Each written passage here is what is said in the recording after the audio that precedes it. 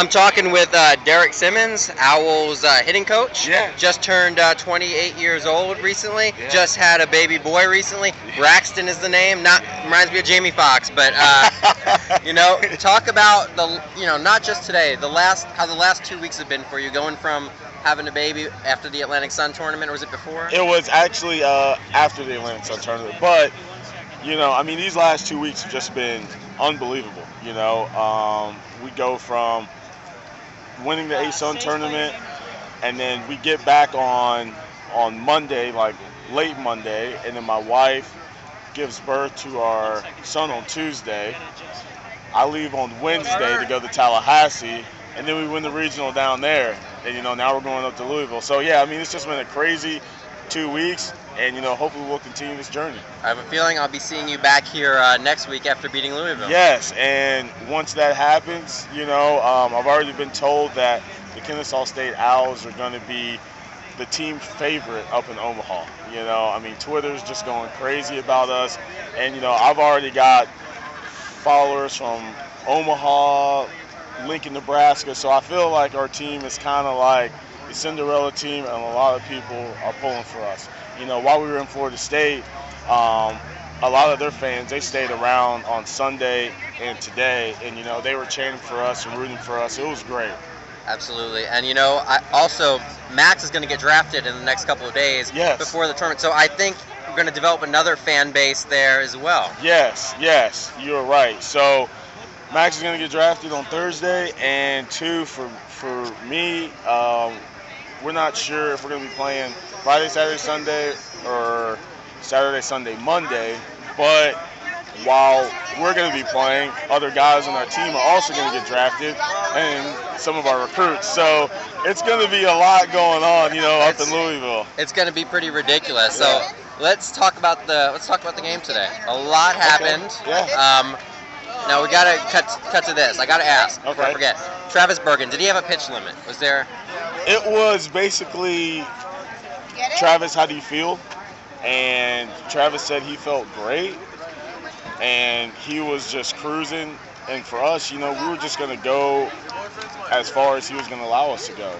And he said he felt great, and I think he pitched 3 1/3? Something like more than I thought. Yeah, he was incredible, and he really shut those guys down for 11 plus innings, really. So it was more of a Bergen felt good thing than a McAlvin threw 40 pitches and he did the rest thing? Yeah, no. Travis actually threw on Sunday, and he was long tossing the outfield, and he said to me, man, my arm feels really good.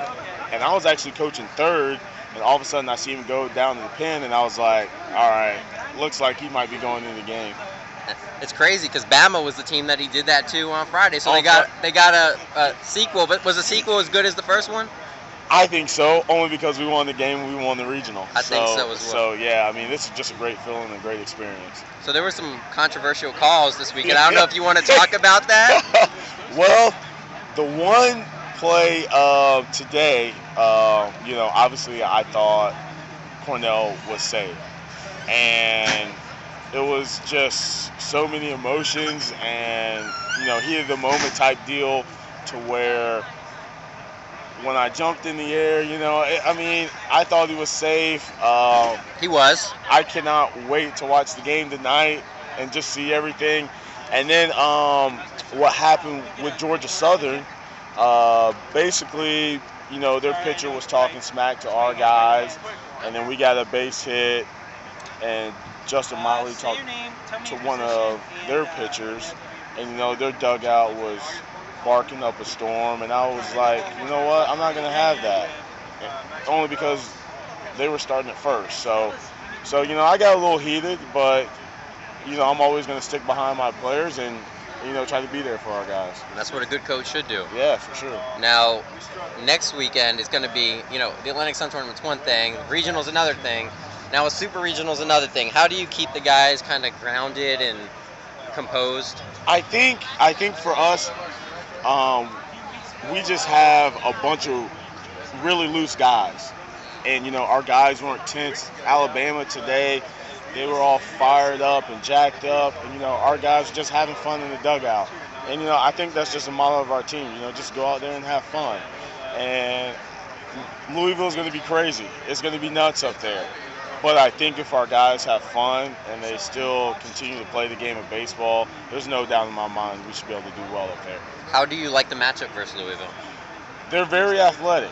I think they're second in the country in stolen bases. So they're going to run, but we have a really good catcher.